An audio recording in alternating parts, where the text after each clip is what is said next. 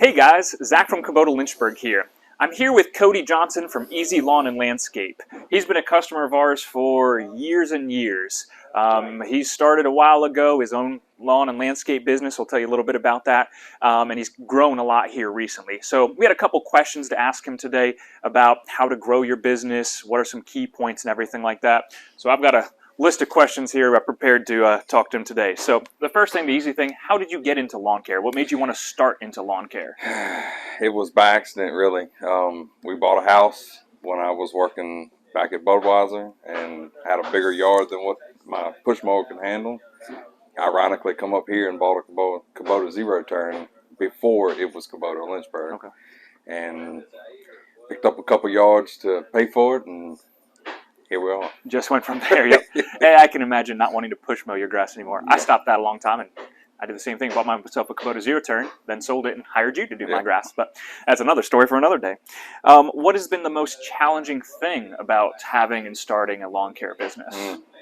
Learning how to run a business. I was blind to it. I had no experience, no nothing. So learning how to run a business and just balancing, like learning how to deal with people, learning how to deal with employees, just it's full of challenges. Keeping up with the books and everything like that. But I guess the lawn care and the weed eating and the yard cutting, that's the easy part, basically. That's the fun part. The book stuff, I had to learn a lot and then still didn't learn enough, and now my wife handles all that. So. There you go. I'll say that's probably a part that a lot of people don't think about. Well, I can cut the grass, I can do this, I can make the money, but it's keeping track of it. Yeah, running a business on the back end is not what it looks like on the front. Yeah, so. It takes a lot of work, I'm sure. What are some things that you do during the winter months to keep you busy? So obviously spring, summer, fall, you're busy cutting grass, doing leaves, trimming and everything. What do you do during the winter months to keep yourself busy? Well, this year has been the busiest winter. It's kind of tough to gauge it because it's been different every year.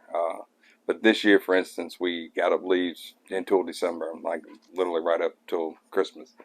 And then per our growth this year, we spent all of January just in the office grinding out contracts, grinding out equipment purchases, and then we're getting ready to start mulch next week. So we've had basically about a month-ish, month and a half of downtime. Okay. And all that time was spent in the office. And as far as keeping employees busy in that month, you know, we was gracious to them and paid them to stay home while we handled business. But next year probably will look similar, but just keeping it a little bit more snow if we ever get some again. If we get some snow. I do push snow if we get it. So so snow and salt and that kind of stuff. But mainly there's plenty of year-round work in this business, believe it or not. So. Well, lining up the contracts and everything like that is always fun too, trying to bid and quote. So. Hopefully I'm not adding it. Well, hopefully I am, but not at the rate I did this year. True, yeah, you added a lot. So, fun question for you. In this business, how important is a good relationship with your dealership? It is absolutely important, whether it's this dealership or another dealership. It is high priority in my book, and if it ain't in yours, it needs to be. So. Yep. So I always say two things, whether you're buying a tractor or lawnmower. Number one, get bigger or higher power than you think you're going to need because you don't want to regret it. And two, deal local because we try to support all of our customers, whether it's with loaners. You know, had a machine go down and loan you a machine for a while. It's backup parts and everything like that. So I come to these doors so often sometimes people think I'm on payroll. I'm like, oh, hey, we all know him. So more family than customers. So, all right. If somebody is starting to think about starting a lawn care company, what advice would you give them? Because a lot of people, you know, you're one of the successful ones. You've started off, you've grown, you've been able to buy new equipment and run in multiple trucks and trailers now. A lot of people start and they don't succeed. What do they need to do to succeed in this business? I like the term, get the boat close to the dock. So if you are doing this on the side, you want to do what I didn't do, and it's save and prepare. So if you're going to quit your job, you're going to pursue this full time, build up to that point that you need. If you need X amount of income, build to that point before you quit your job. Yeah. Because if you don't, you're going to be on a struggle bus for quite a while, like I was. Yeah. But we moved past it.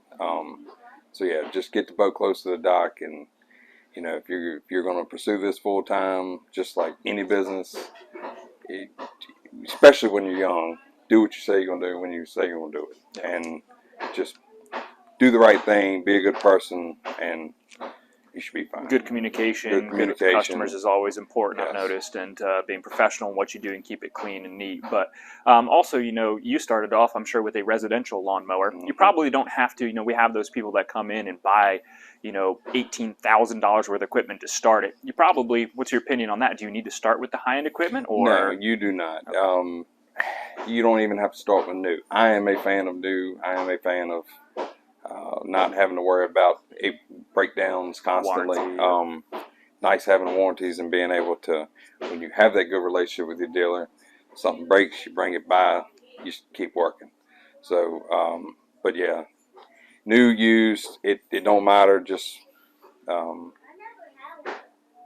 I lost my train of thought. That's fine. Yep. Yeah. Basically, start on the small end. You don't have Yeah. to go crazy big at the beginning. I see some people do that, and I always wonder if they struggle after the fact getting these high ends to start off their business. If No. you've got the capability, great. But if you don't, hey, buy a residential lawnmower, use it for a couple years, and then upgrade. It's something we see all the time. The residential, the light commercial, high end residential lawnmowers have a lot of commercial features on them that will handle a whole lot. Yep.